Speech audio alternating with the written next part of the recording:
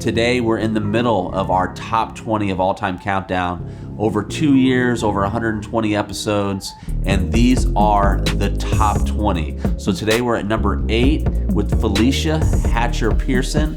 She wears many hats in Miami, Florida. She's an author, a multiple founder of many amazing organizations and companies. And in this clip, she talks about how to be successful even with limited resources and how she's providing through her companies and organizations greater access to underserved communities right here in Miami. Just from hearing your book titles, they sound incredibly practical. I don't know if that... They are. That seems to be I'm the a practical common person. Yeah. So, first of all, how did you become an author and decide to write 5 books? My mom pushed me to write this book. The first book, it took me 10 years to finish it. So a lot of I had this amazing idea.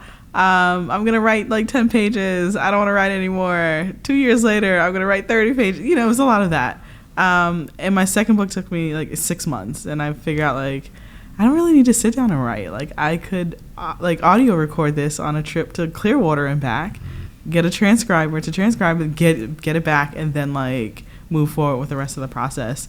But yeah, I won a bunch of money in scholarships. I was a C student, hence the name of the title.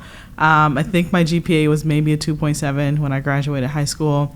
I had a guidance counselor tell me I'd never make it to a college or university, and I set out to prove this woman wrong, right? And along the way, I learned how to kind of market myself, because even to this day, right? The kind of the narrative is that you have to be A+ student, National Honor Society, have all these accolades, and that's not true. And there's more than one pathway to success, right? From an educational standpoint, from a life standpoint, we know this as adults, but young people, whether they've had personal tragedy that has affected their grades, they may just not be a good student, in the classroom, because we know all the issues with the kind of the one-size-fit-all curriculum, whatever it is, for whatever reason.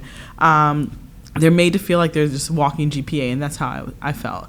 But outside of the classroom, I was this amazing student. I was captain of the basketball team, and I was a big sister, and I was in a leader. I was doing all this stuff. I played the clarinet, although I was really bad at it, but I played it for 4 years.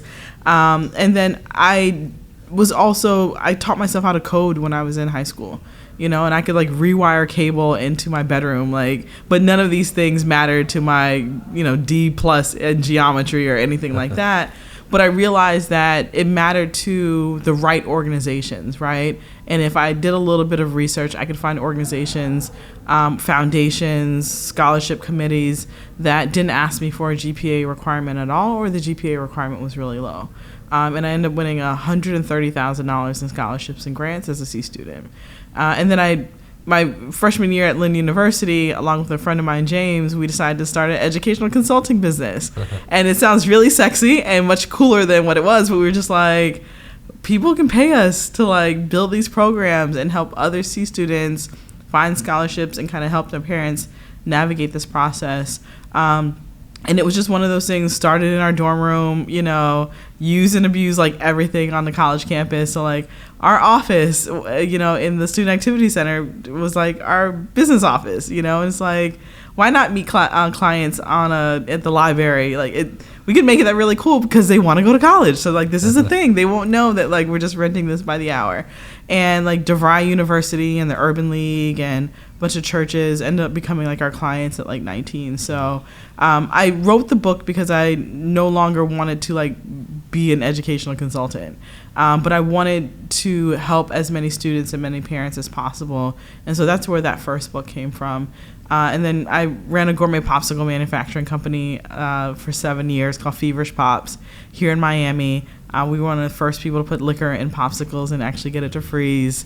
We were based in the Midtown shops where the big Target is, not too far from here.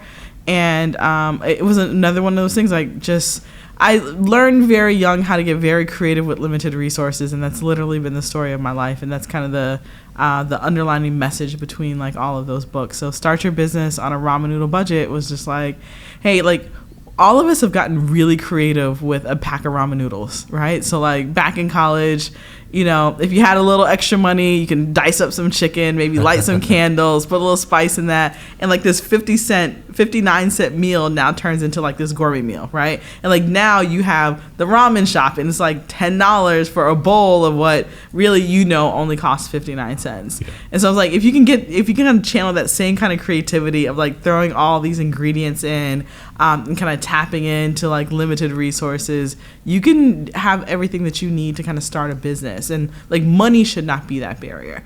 And we can have a broader conversation around that, because that feels kind of like the work that I do. But at the essence of like kind of creating your MVP, kind of honing in on your idea, and then tapping into your community and the people that are around you that can help you either serve as an advisor to you, they can help connect you to the dots, they can help connect you to strategic partners. Like those aren't things that require money, money is not a barrier to being able to have those conversations and kind of mining and kind of creating like asset maps of the people that are around you. And that's pretty much the premise of the book. That's awesome. So let's start with Code Fever Miami. Mm-hmm. So just tell me the why behind that. Yeah. So Code Fever, and even like the name, came from, we started it when we were running our gourmet popsicle company, Feverish Pops. Wilfredo, I don't know if you guys have interviewed him yet, that founded Lab Miami. He actually came up with the name for us. Okay. And so we started it. There were a few reasons that got us to the point where we started Code Fever and like officially started it. But, Derek and I have backgrounds in tech and in marketing, and we just started this gourmet popsicle company when the economy tanked in 2008. I wanted to do something that made us smile. We also really love desserts. We got married at a hippie donut shop. Like, that's just us. And I wanted to also train our employees in the most marketable skills possible. We knew that they weren't going to be in popsicles forever. We weren't going to be in popsicles forever. But we just knew that them having a strong understanding in what was happening in Miami, as like the startup ecosystem was just starting to sprout out, but there were a lot of resources coming to the community that was not inclusive of the Black community at all. So that was one part. The other part is like we, as entrepreneurs, we had a lot of really cool friends that were doing a lot of really cool things that also were not being invited to any of the events, any of the pitch competitions, like none of that. And we knew that whether they were in tech or not in tech, they could directly benefit from those resources. So there was just this huge disconnect. And so we settled on like just doing this literally a one-day event for our employees, like their friends and their family, and like we're going to teach you how to code, and we're going to bring all our cool friends that do really cool stuff into this day. We'll do a panel, we'll get food. We did it at Lab Miami. Wilfredo came up with the name for the event, like not like an organization 5 years later. And we ended up having over 80 people show up, and then being bombarded like the next few weeks from parents of like, when are you doing this again? And we're like, we're not. Like, we're trying to run this company and trying to like keep it afloat and like grow it. We want to support another organization that was doing that. And at the time, we were working with organizations in Atlanta, doing that kind of work, right? But no one was doing it here in Miami. And so that kind of became the push to like, let's turn this into something more official. Let's do more programming. And we started off as a coding and startup school. So we would work with mostly nonprofits and organizations and literally bring everything to them, right? And so we would bring the instructors, we would bring the laptops, we would bring the food, because a lot of the organizations that we worked with in the early days did not actually have the infrastructure to actually take on or run a coding boot camp. Either Wi-Fi was an issue, they didn't have the computers. There was just like a number of long things that they did not have. And so we started to be able to provide those things so that none of those things were a barrier from them fully understanding what was taking place, but then also getting the skills. So 3 different buckets for Code Fever. One, getting the technical training, right? So intro to computer programming, full stack development, basic digital literacy. It never sounds as sexy as coding, but you can't have one before the other. And then like how to navigate a startup ecosystem as a person of color are the 3 kind of buckets of like how we train with our programs with Code Fever. Wow. All right. So Code Fever kind of addresses this neophyte to technology. Specifically in the African American community. Yeah. And then Black Tech Week, these are founders of companies, but you're still providing education and resources Correct. for African American founders that might not be able to find that information or that leadership, collaboration, All of anywhere it. else. All of the above. Yeah, right? yeah. So tell me about that. Yeah, so we started, we started Black Tech Week, and we're into the 5th year.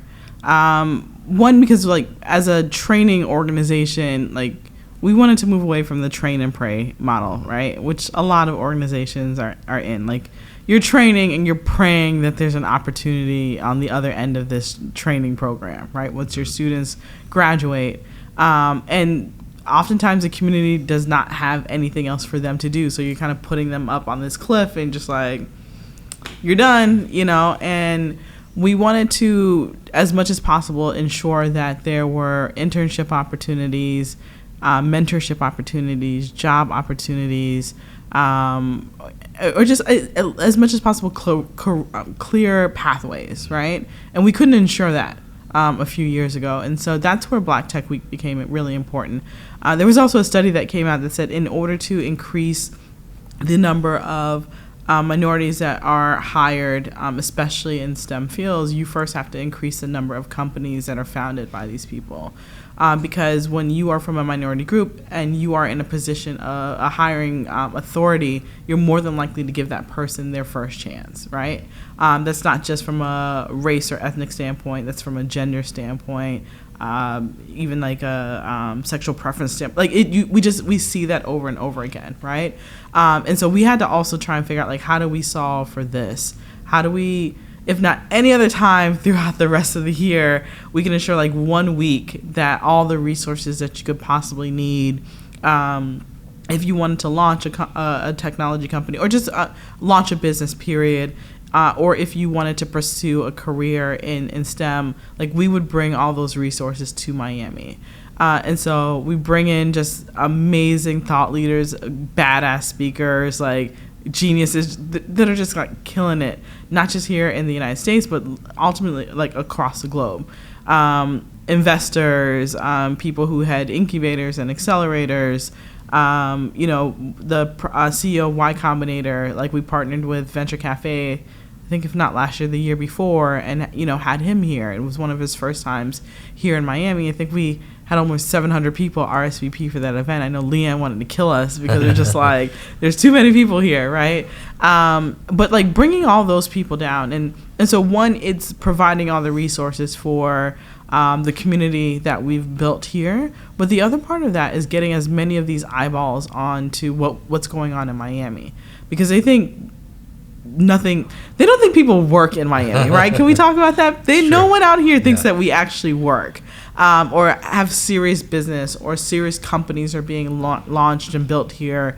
And so, and quite frankly, that was the conversation that my husband Derek had with Michael Seibel for 2 years. We tried to get him, and he was like, this is a really cool idea, but why Miami?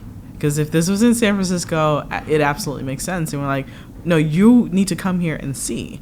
And so when he finally said yes and was able to kind of experience it, it changes their perspective on what's going on here. And then it also makes them think differently about like how they're going to invest their dollars. We take them and we put the conferences in neighborhoods that most people aren't doing their conferences in. It's not on South Beach. It's not at a hotel. It's in Little Haiti. It's in Overtown. It's in, Miami-Dade College North Campus. And we're in Little Havana. Like, we're all over the places and neighborhoods that we want people to explore and ultimately also spend their dollars. Like, when people come down, or not just here in South Florida, but when people come to conferences, they spend money. They have to eat. They have to stay somewhere. And, like, why can't, if we're bringing a few hundred or a few thousand people to an area, why wouldn't you bring it to an area where those dollars need to be generated and need to be spent, and you can actually have a direct economic impact? So how do we tackle that challenge of inclusion in such a diverse city with so many resources? Yeah. I think, one, we have to be very honest about what Miami is and what it's not, right? And so it is very diverse, but it's diverse by default and not intention. And so as much as we kind of lean on that, it also handicaps us in the way of never actually trying to figure out like how to fix that problem.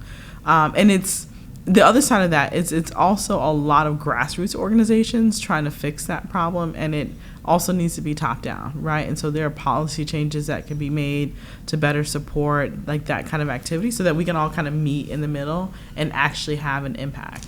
I wish I knew the one-stop solution to fixing that, which is also the problem, because I think everyone's looking for like that one thing, and it's a lot of little things, right, that make that change. And from an innovation startup standpoint, we're doing that work. I think Venture Cafe, Tech Bites and Beats, like there's all these organizations that are doing work in different kind of buckets.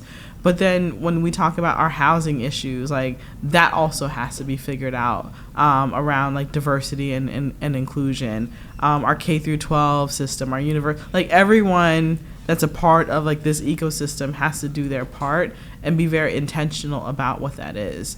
I always make recommendations like, why don't we give away like top diversity awards with major corporations here? Like we celebrate everything else, right? And some people may think that's very superficial, but it's like corporations like to compete. And so like how can we make them compete on like who has the most diverse hiring practices here? Who has the most diverse social corporate responsibility like initiatives and missions here? Like some company wants to tout that flag. And when they do that and personally kind of take that ownership, we'll start to see some changes that then kind of trickle down to everything else, right? But like it has to start somewhere, and then it also has to start everywhere, like all at the same time. Wow, that was a great clip from Felicia. And if you enjoyed that, you can watch the full episode number 76. And if you've enjoyed this podcast, please subscribe, rate, and review. We definitely appreciate and value all of that. And if you're on social, share the link. Visit us at innovationcity.co. Big shout out to Venture Cafe Miami for making this possible. If you haven't been to Venture Cafe, it is the largest gathering of entrepreneurs and creators in Miami every Thursday night. So get there. It's at CIC Miami.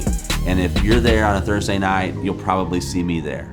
Thank you for tuning in. I'll see you next week.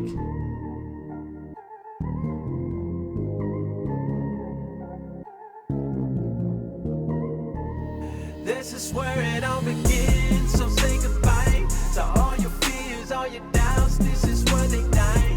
This is where we